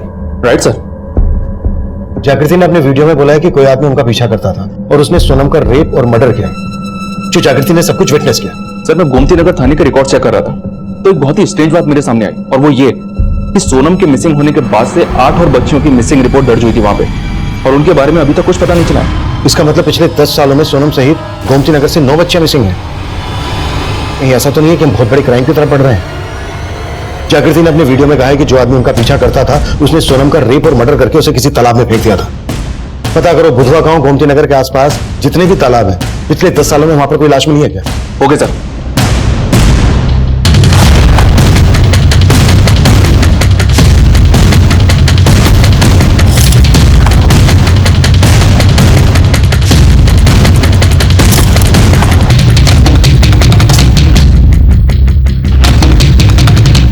Sir yes coming. सर, इसका नाम गौतम है, केएमटी कॉलेज में पढ़ता है। सर, जागृति भी केएमटी कॉलेज में ही पढ़ती थी, लेकिन पिछले 3 महीने से कॉलेज नहीं गई। सर, एक स्ट्रेंज बात पता चली है, गौतम का सरनेम खन्ना है जबकि जागृति का शर्मा। ये गौतम जागृति का भाई कैसे हो सकता है? सर, गौतम तो कॉलेज आ रहा है लेकिन जागृति कॉलेज नहीं आ रही है। सर, कॉलेज से जागृति के पेरेंट्स के बारे में पता चला था, मैंने उन्हें फोन भी किया था। हेलो, आप जागृति के फादर बात कर रहे हैं? जी बोल रहा हूँ। आप कौन? जी, मैं गाजियाबाद थाने से बात कर रहा हूँ। क्या बता सकते हैं अभी जागृति कहाँ है? सर, जागृति तो गाजियाबाद के केएमटी कॉलेज में पढ़ती है। सर, जागृति के पेरेंट्स को तो ये मालूम ही नहीं कि वो गाजियाबाद में किराए पे कहाँ रहती है, बल्कि उन्हें तो ये भी पता नहीं है कि वो 3 महीने से गायब है। जागृति के पेरेंट्स कहाँ रहते हैं? सर, दिल्ली में। ठीक है, इस गौतम को लेकर आओ और ये 3 सीडी प्ले नहीं हो रही है, 4, 5, 6 इनका डेटा रिकवर करवाओ। सर,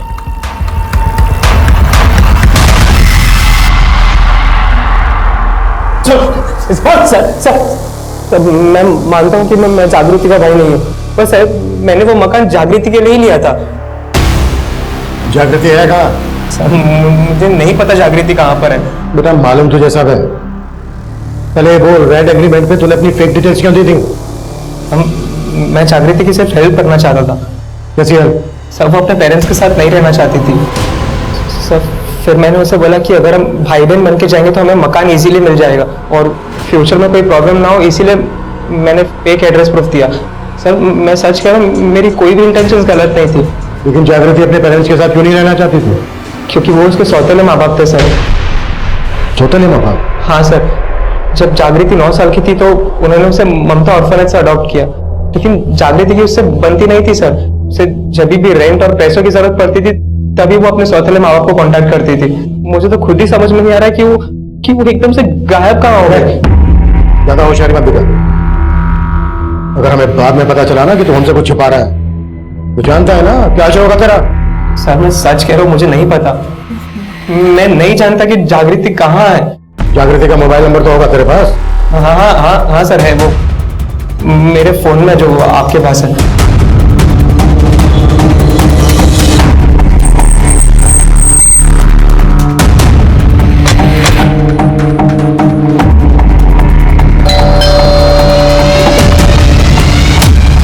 जी हाँ, ममता अनाथ आश्रम से हमने जागृति को गोद लिया था जब वो 9 साल की थी। और सोनम नाम की भी किसी लड़की का उसने हमसे कभी कोई जिक्र नहीं किया। जागृति के कॉल रिकॉर्ड निकलवाओ और चेक करो उसका फोन कब और कहाँ बंद हुआ था।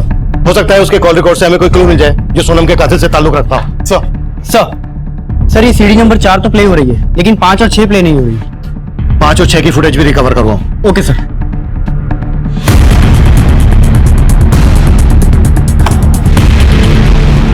सोनम, तुम्हारे कितने सपने थे, तुम बहुत पढ़ना चाहती थी, तुम यूएसए यूके जैसे बड़े बड़े देशों में घूमना चाहती थी, लेकिन बड़े बड़े देशों का एग्जाम्पल देके तुम सलीम अंकल के बारे में बातें करती थी, जिनकी जॉब दुबई में लगी थी और वो तुम्हें चॉकलेट्स देते थे। उनकी चॉकलेट्स तुम मुझसे शेयर करती थी और कहती थी, पता है आज सलीम अंकल क्या बोले? क्या बोले? उन्होंने बोला कि वो मुझे अपने साथ दुबई लेके जाएंगे। मैं तभी से तुम्हें खोने से डरती थी, लेकिन मुझे क्या पता था फिर तुम मुझसे इतनी दूर चली जाओगी।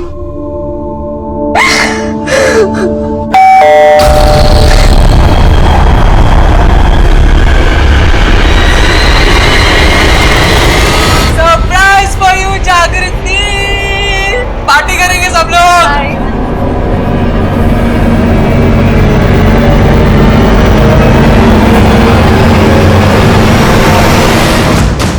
सलीम? हाँ साहब, एक सलीम कुरैशी, उसका परिवार इसी गांव में रहता था। उसका सोनम के घर में भी आना जाना था। सोनम क्या, सलीम सभी बच्चों से बहुत प्यार करता था।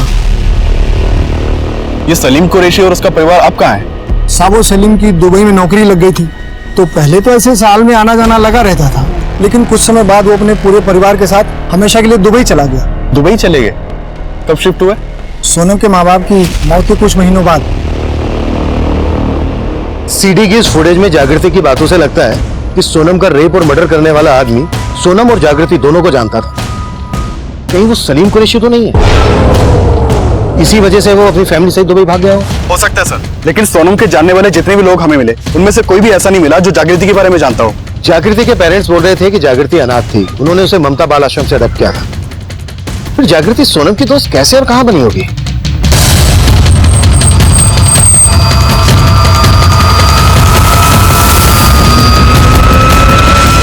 मैंने 9 साल पहले जागृति को यहाँ से अडॉप्ट किया था।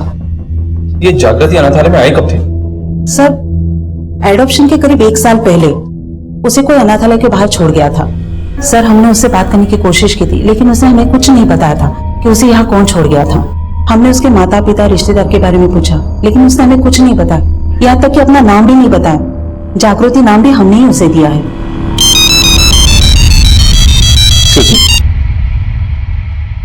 Hello, what? मैं अभी पहुंचा हूं। हाँ मनीष। सर जागृति ने उस रिकॉर्डिंग में कहा था कि सोनम को मार के तालाब में फेंक दिया गया था, लेकिन पिछले 10 साल से तालाब के आसपास कोई बॉडी नहीं मिली थी। लेकिन अभी यहाँ गोमती नगर के तालाब के पास टूरिया नाम की एक बच्ची की लाश मिली है, जो कुछ ही दिनों पहले मिसिंग हुई थी। यानी ये 9वीं बच्ची है जो सोनम के बाद मिसिंग हुई थी? जी हाँ सर, और इस बॉडी को देखकर भी ऐसा ही लग रहा है। ये केस भी रेप और मर्डर का है।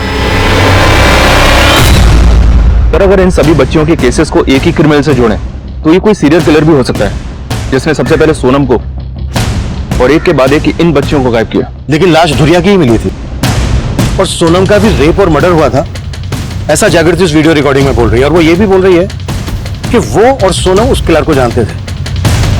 जागृति के कॉल रिकॉर्ड्स क्या कहते हैं? सर जागृति का फोन 3 महीने पहले 5 जून को सीमापुरी में बंद हुआ था। सीमापुरी? सर सीमापुरी वैशाली से ज्यादा दूर नहीं है, और वैशाली में सोनम का ताऊ रहता है। सोनम का ताऊ? सोनम के गायब होने और उसके पेरेंट्स के सुसाइड करने का सबसे ज्यादा फायदा सोनम के ताऊ को ही हुआ है। हो सकता है सोनम के पेरेंट्स की आत्महत्या उसके ताऊ की कोई साजिश हो। लेकिन सर हमें सलीम कुरैशी के बारे में भी नहीं भूलना चाहिए, क्योंकि सोनम के पेरेंट्स के डेथ के बाद वो अपनी फैमिली को लेकर दुबई शिफ्ट हो गया था। और सब मालूम चला है कि हर साल वो दुबई से इंडिया आता है। पता करो, जब जब सलीम कुरैशी दुबई से इंडिया आता था उसी दौरान ये बच्चियां गायब हुई हैं क्या? और सोनम के ताऊ की भी कुंडली निकालो। सर सोनम के ताऊ और उसके दुबई वाले अंकल सलीम कुरैशी पर शक करने की वजह थी, लेकिन ये केस इतना पुराना था कि मौजूदा वक्त में सबूतों के लिए जोड़ तोड़ करना मुश्किल साबित हो रहा था। और हैरान कर देने वाली बात यह भी थी कि जागृति जो सोनम की बेस्ट फ्रेंड होने का दावा कर रही थी, उसे सोनम से जुड़े लोग नहीं जानते थे, और जागृति को जानने वाले लोग भी सोनम के बारे में नहीं जानते थे। सोनम का मिसिंग केस फाइल होने के कुछ वक्त बाद ही जागृति का अनाथालय में जाना शक के बादल और भी घने कर रहा था। हम 3 जगह के डम डेटा पर काम कर रहे थे। एक, जहां पर जागृति का मोबाइल फोन बंद हुआ था, दूसरा जहां पर धुरिया की लाश मिली थी, और तीसरा बुधवा गांव जहां की सोनम रहने वाली थी। इसी दौरान जागृति के घर से मिली उन 4 सीडीज में से बाकी 2 सीडीज का डेटा रिकवर कर लिया गया। आई एम सॉरी सोनम, कल वो गौतम अचानक से अपने दोस्तों को लेकर आ गया, इसलिए मैं तुमसे आगे बात नहीं कर पाई। मुझे नहीं पता था कि वो अचानक से अपने दोस्तों को लेकर आ जाएगा। कल तो उसने मेरा मूड ही खराब कर दिया। सरप्राइज फॉर यू जागृति, व्हाट्स अप? सब पार्टी करेंगे आज।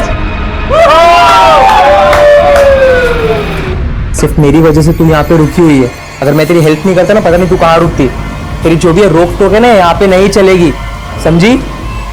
देख क्या रही है? चल अभी मजे करते, चल आजा। मैं गौतम को मना नहीं कर पाई। मुझे तो उससे और भी नफरत हो गई है। मैंने उसे देखते हुए देखा।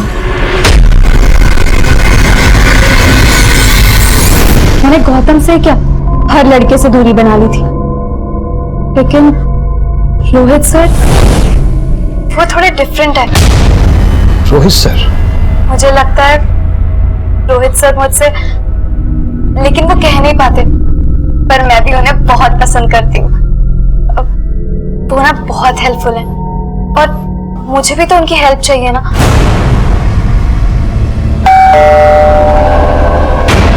लगता है वो आ गए सोनम। मैं ना तुम्हें अपडेट करती रहूंगी, ठीक है? बाय।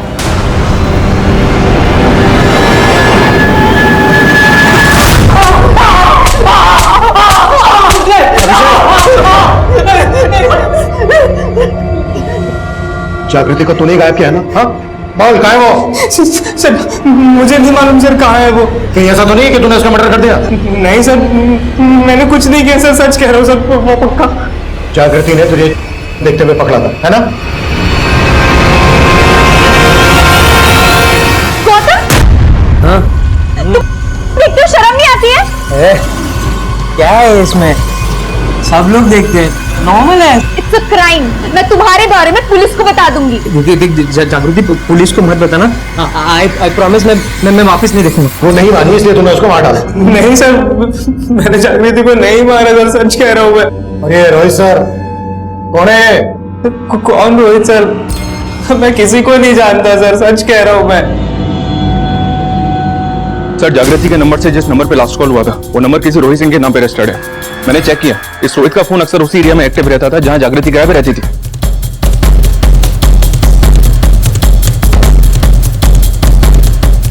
हाँ सर, जागृति मेरी फ्रेंड है। तो अभी कहाँ है वो? सर मुझे नहीं पता, हम दोनों की काफी समय से मुलाकात नहीं हुई। हमें पता चला है कि तू भी उसी ऑर्फनेज में था जहां पे जागृति थी, और अडॉप्शन के 9 साल बाद अचानक से जागृति की जिंदगी में कैसे आ गया तू? सर मैं जागृति को पहले से पसंद करता था। जब बड़ा हुआ तो मैंने अपने आप को अपने बल पे सेटल किया, एक अच्छी जॉब भी पाई। फिर मैंने सोचा कि मैं जागृति से दोबारा मिलता हूँ। सर मैंने पता लगा लिया था कि वो KMT कॉलेज में पढ़ाई कर रही है, और एक दिन जागृति क्या हुआ? और फिर हम दोनों अक्सर मिलने लगे, और इस बार पहले से भी ज्यादा अच्छे दोस्त बन गए। और सर 6 महीने पहले उसने मुझे अपनी जिंदगी का एक बहुत बड़ा राज बताया। उसने मुझसे कहा कि उसके पेरेंट्स उसके घर के बारे में उसे पता था, वो जानती थी उसके असली माँ बाप कौन है। लेकिन हमें पता चला है कि जागृति तुझसे कोई मदद चाहती थी। उसने लास्ट कॉल में तुझे ही किया था।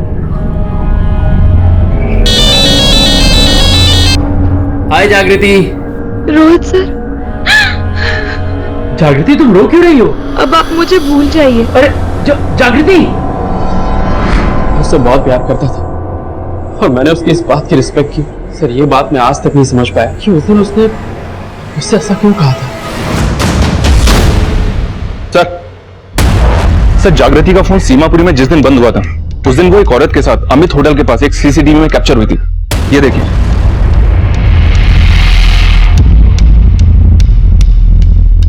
और सर सीमापुरी, सोनम का बुधवा गांव और वो तालाब जहां पे हमें धुरिया की लाश मिली थी, इन तीनों जगहों के डंप डेटा में एक कॉमन नंबर मिला है जो बुधवा गांव के एड्रेस पे रजिस्टर्ड है। किसका नंबर है? सर किसी भुवन कुमार के नाम पे रजिस्टर्ड है।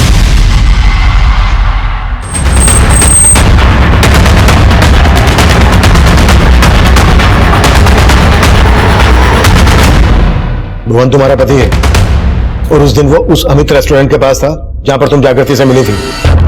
हाँ मिली थी, पूरे 10 साल बाद। उस दिन मैं उसे आखिरी बार मिली थी। मैं ऐसी भागी औरत हूँ जिसने अपने बेटे को जीते जी अनाथ बना दिया। जागृति तुम्हारी बेटी है? जागृति नहीं, मेरी बेटी का नाम श्वेता है। उसके बाप ने उसकी जिंदगी नर्क बना दी। मेरी बेटी को अपना अमल का शिकार बना दिया जब वो बेचारी सिर्फ 7 साल की थी। फिर इस दरिंदे की नजर सोनम पे पड़ी जिसके साथ मेरी श्वेता खेला करती थी। सोनम मैं घर जा रही हूँ, मुझे थोड़ा काम दिया। चल बाय बाय।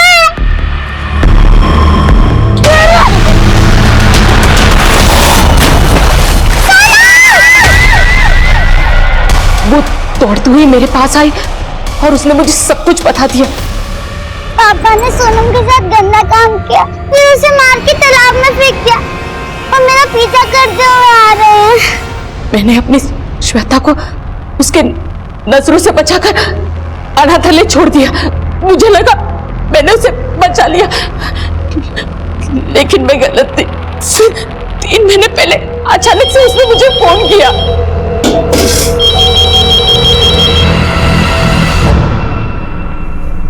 हेलो माँ, श्वेता, तू? आप मुझे भूल गई ना? अब तो मैं आपको याद भी नहीं आती होंगी। नहीं बेटा, ऐसा मत बोल। मैं तुझे कैसे भूल सकती हूँ? मैं तो तुझसे मिलने अनाथालय भी जाती थी, लेकिन मैं आपकी बेटी नहीं बन पाई तो किसी और की बेटी कैसे बन पाती? लेकिन अब मैं बच्ची नहीं रही। आप अपने पति से डर के उसे बचाती रही, लेकिन मैं नहीं। अब मैं सोनम को इंसाफ दिलाऊंगी। देख श्वेता, तू ऐसा कुछ नहीं करेगी। हाँ, मैं तुझे कह रही हूँ ना, तू ऐसा कुछ भी नहीं करेगी। तो तुमने अपने पति को बचाने के लिए उसे मना किया और उस दिन उस अमित रेस्टोरेंट के पास मिलने के लिए बुलाया। वो बिना मुझसे कुछ बोले वहां से चली गई और मुझे नहीं पता था कि मेरा पति वहीं पे था। उस दिन सरला को जब उसने फोन किया तो मैंने सरला को उससे बात करते हुए सुन लिया था, और अगले दिन जब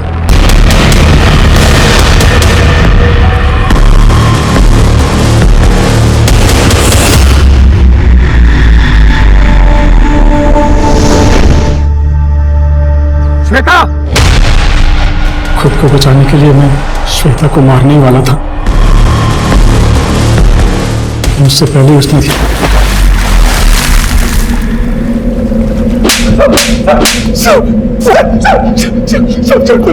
और कितने बच्चों को शिकार बनाया तूने? श्वेता उर्फ जागृति का पिता भुवन ही वो सीरियल रेपिस्ट और किलर था जो पिछले कई सालों से कई बच्चियों को अपना शिकार बना रहा था। लेकिन उसका ये अपराध हर रोज उसी के घर में श्वेता उर्फ जागृति की मां को दस्तक दे रहा था। लेकिन हैरान कर देने वाली बात यह है कि उसकी मां ने अपने पति को बचाने के लिए अपनी ही बच्ची को अनाथ कर दिया। 8 साल घर की चारदीवारी में और बाकी के 10 साल मन के अंधेरों में गुजारने के बाद अपने डर से जीतकर श्वेता उर्फ जागृति अपने पिता की सच्चाई दुनिया के सामने लाना चाहती थी। लेकिन अफसोस उसकी मां ने ही उसका साथ नहीं दिया। अब मैं सीनियर इंस्पेक्टर अभिमन्यु जिंदल आप लोगों से विदा लेता हूं। आपसे फिर मुलाकात होगी एक नए केस के साथ। स्वस्थ रहिए, सतर्क रहिए और देखते रहिए क्राइम पेट्रोल दस्तक। मकसद बताना नहीं, बचाना है। क्राइम पेट्रोल के ऐसे ही मजेदार एपिसोड्स देखने के लिए हमारे चैनल को सब्सक्राइब करें।